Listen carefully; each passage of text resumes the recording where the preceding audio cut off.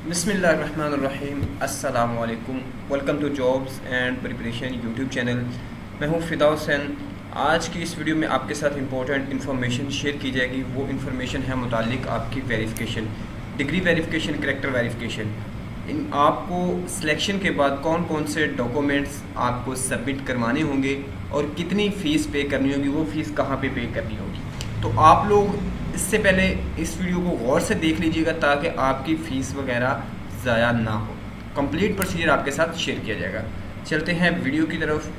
अब जैसा कि आपको ये एक डिस्ट्रिक्ट डेरा गाजी खान ने एक नोटिफिकेशन जारी किया, नोटिस जारी किया सुप्रीडेंट ब्रांच की तरफ से हुआ है। अच्छा ज़रूरी कि वो उम्मीदवार जिन्होंने पंजाब हाईवे कांस्टेबल में रिकमेंड हो चुके उनकी वेरिफिकेशन के लिए उन्होंने कौन कौन से डॉक्यूमेंट्स जमा करवाने हैं। मैट्रिक की संदर रिज़ल्ट कार्ड की कॉपी 3 अदद, शनाख्ती कार्ड की कॉपी 3 अदद और पासपोर्ट साइज़ आपकी जो तस्वीर हैं वो 5 अदद।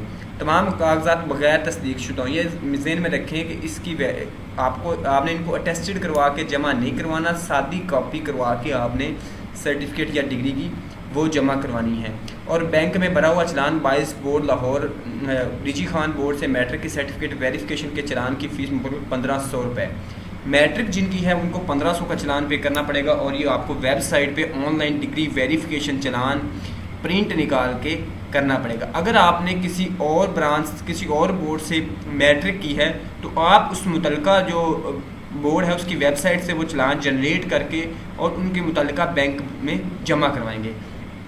इसके अलावा वो कैंडिडेट जिनकी क्वालिफ़िकेशन FA, FSc, ICS या डिप्लोमा सिविल मैकेनिकल वगैरह है वो 3 अदद इसकी कॉपियाँ और उसके बाद 2 अदद पासपोर्ट साइज़ तस्वीर, 2 अदद, यानी ये वाली तो मैट्रिक जिनकी है वो ये वाली करवाएंगे। जिनकी इंटर है उन्होंने साथ में मैट्रिक के साथ ये चीज़ें भी जमा करवानी होगी और इनके लिए 1500 फ़ीस है जो कि HBL में आपने जमा करवानी होगी। और उसके अलावा कहते हैं जो टेक्निकल बोर्ड लाहौर से है जिसकी फ़ीस UBL या अलाइड बैंक में अदा करनी होगी, तो इन दोनों में से एक बैंक इसका कंफर्म कर लेना चाहिए ताकि चलान फ़ीस का भी कंफर्म कर लेना चाहिए कितनी फ़ीस है। यानी आप जब ऑनलाइन चलान जनरेट करेंगे अपने मुतलका बोर्ड की वेबसाइट से तो आपको वहाँ पे पता चल जाएगा कि फ़ीस कितनी है और कौन सी आपने बैंक ब्रांच में जमा करवानी है।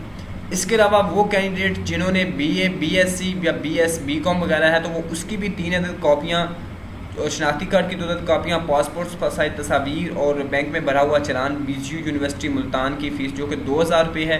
अगर किसी और यूनिवर्सिटी से है तो उसके मुताबिक आप वो चलान करेंगे। अगर MA, MSc है तो इसकी भी 3 अदद कापियाँ, 2 अदद पासपोर्ट साइज़ तस्वीर और 2 अदद तमाम कागजात की कापियाँ, ये भी आप अगर BGU से है तो 2000 फ़ीस इसकी अलग से होगी।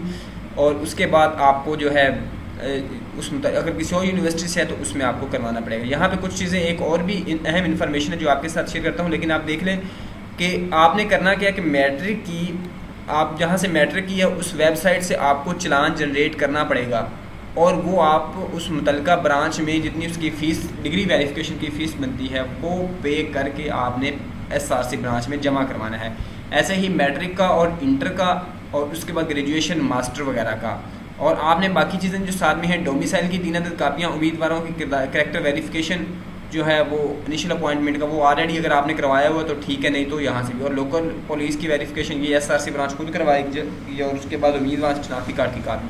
अब कहते हैं ऐसे उम्मीदवार जिन्होंने रिक्रूटमेंट में अपनी तालीम मैट्रिक दिखाई थी और इसने सर्टिफिकेट डिग्री हासिल की, यानी आपने मैट्रिक बेस पे अप्लाई किया था और आपने डिग्री बाकी नहीं लगाई थी, अब आपकी FA, BA या MA है तो अब आप सारी डिग्री की वेरिफिकेशन करवा के अपने हक़ाइक़ को छुपाएं ना। इसका फ़ायदा क्या होता है कि जब कोई कंपटीशन का एग्ज़ाम होता है, लाइक एज़ के ASC का एग्ज़ाम आप देते हैं जिसके लिए रिक्वायर्ड क्वालिफ़िकेशन कम से कम BSc है, तो वहाँ पे आपको डिग्री वेरिफिकेशन की ज़रूरत नहीं होगी। अदरवाइज़ वहाँ पे भी आपको डिग्री वेरिफिकेशन दोबारा करवानी पड़ सकती है। ये छोटी सी इन्फॉर्मेशन थी जो आपके साथ शेयर की। वीडियो को लाइक कीजिएगा। अल्लाह हाफिज़।